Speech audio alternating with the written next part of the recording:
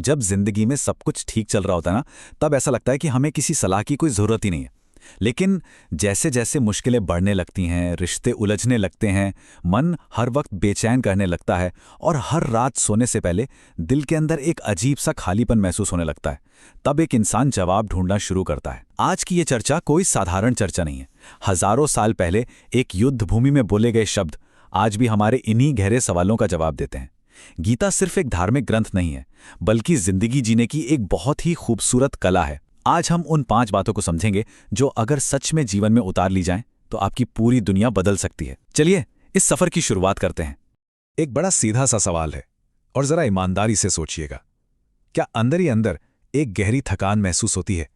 बाहर से भले ही चेहरे पर मुस्कुराहट हो, सारी जिम्मेदारियां निभाई जा रही हों, लेकिन क्या भीतर ही भीतर उस अदृश्य और खामोश लड़ाई को रोज लड़ते लड़ते मन पूरी तरह थक सा गया है? एक ऐसी लड़ाई जिसे कोई और नहीं देख सकता।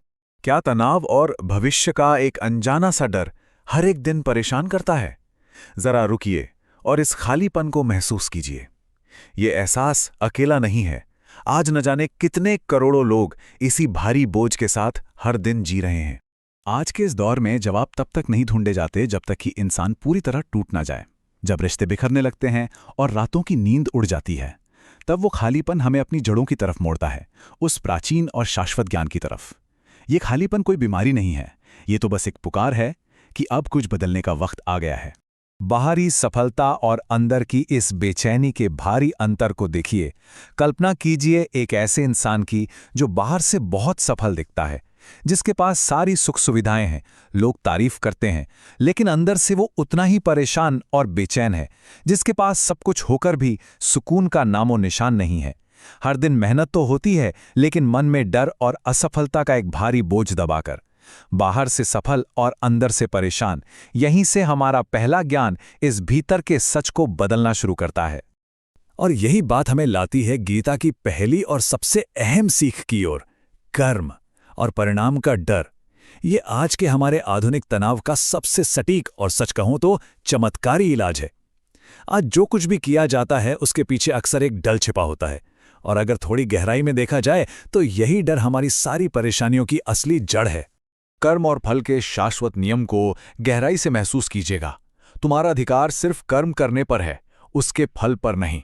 सुनने में यह बहुत साधारण सी बात लगती है, लेकिन सोचकर देखिए, आज पढ़ाई इसलिए की जाती है क्योंकि डर है कि नंबर कम आए तो लोग क्या कहेंगे। नौकरी इसलिए की जाती है क्योंकि डर है कि प्रमोशन नहीं मिला तो क्या होगा। रिश्ते भी खोने के डर से निभाए जाते हैं। कर्म कम हो रहा है और डर ज्यादा महसूस हो रहा है। इंसान की हर पीड़ा की वजह सिर्फ और सिर्फ यही परिणाम का डर है। चलिए इस बात को एक कहानी से समझते हैं। एक छोटे से गांव में एक बेहद मेहनती लड़का था। दिन रात एक करने के बाद भी जब उसे सफलता नहीं मिली तो गांव वाले उसका मजाक उड़ाने लगे। वो अंदर से टूटने लगा। फिर एक दिन एक बुजुर्ग ने उससे कहा, तुम मेहनत इसलिए कर रहा है क्योंकि तुझे सफलता चाहिए। जिस दिन तुम मेहनत को अपना धर्म समझकर करेगा, तेरा जीवन बदल जाएगा। उस लड़के ने पहली बार बिना किसी डर के, बिना किसी फल की चिंता की अपना काम शुरू किया। उसने लोगों की बातों को अनसुना कर दिया, और जानते हैं क्या हुआ? कुछ ही सालों बाद वो जिले का सबसे सफल इंसान बना। लेकिन कमाल की बात यह थी कि उसकी असली सफलता पैसे में नहीं, बल्कि उसके शांत मन में थी। अब आते हैं एक दूसरी अहम बात पर। आज दुनिया में सबसे क्रूर और भयानक युद्ध मैदानों पर नहीं, बल्कि इंसान के अपने दिमाग के अंदर लड़े जा रहे हैं।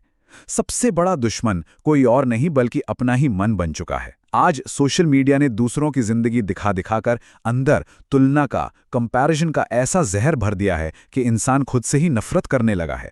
ये ओवर थिंकिंग अंदर ही अंदर खोखला कर रही है। एक सच्चे योद्धा की इस परिभाषा को देखिए। जो इंसान खुद के मन से लड़ता है वही सबसे बड़ा योद्धा होता है। एक बार एक राजा ने अपनी गुरु से पूछा कि सबसे कठिन युद्ध कौन सा है। गुरु ने यही जवाब दिया।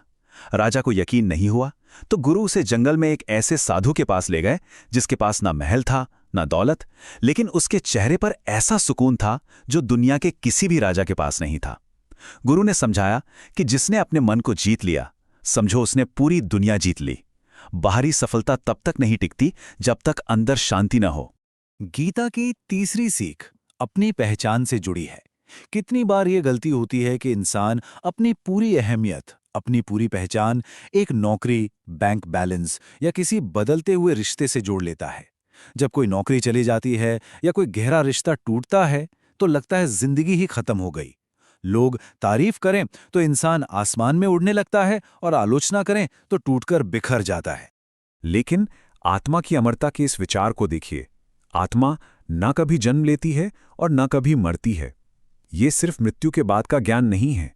ये बताता है कि असली रूप, असली ताकत इस शरीर, नौकरी या दुनिया की किसी भी पहचान से बहुत बहुत बड़ी है। इंसान परिस्थितियां नहीं है, वो उन सबसे बहुत ऊपर है। एक व्यापारी था जिसने जिंदगी भर पैसा कमाया, सम्मान कमाया, लेकिन एक दिन उसका व्यापार पूरी तरह डूब गया। जो लोग कल तक तारीफ करते थे वही आज मजाक उड़ाने लगे। वो पूरी तरह टूट गया।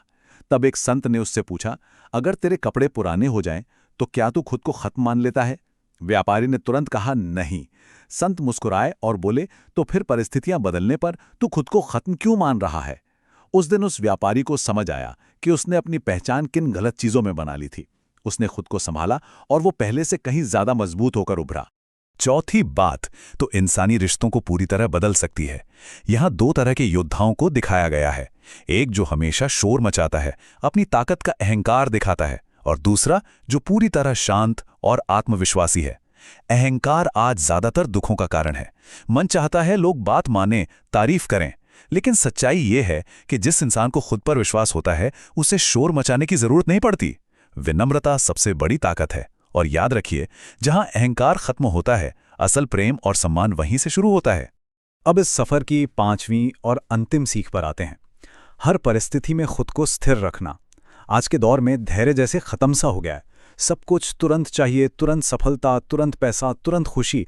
और इसी वजह से एक छोटी सी असफलता आते ही मन बुरी तरह टूट जाता है। इस बूढ़े किसान की कहानी के इन पड़ावों को देखिए।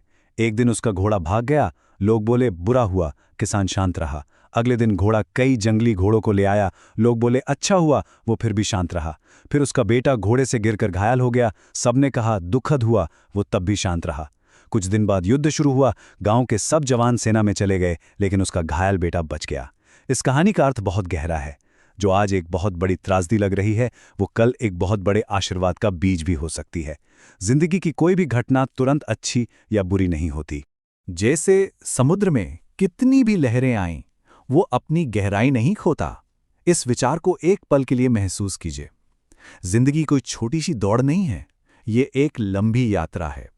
इसमें रोशनी भी आएगी और अंधेरा भी। मजबूत इंसान वो नहीं है जो कभी रोता नहीं, बल्कि वो है जो हर हाल में अपना संतुलन बनाए रखता है। अगर आज इस पल अंदर से टूट जाने का एहसास हो रहा है, अगर लग रहा है कि जिंदगी खिलाफ है और कोई रास्ता नहीं बचा है, तो इस बात को बहुत ध्यान से सुनिएगा। बाहरी परिस्थितियां चाहे जो भी हों, भीतर की ताकत आज भी पूरी तरह सुरक्षित है, वो कहीं नहीं गई है।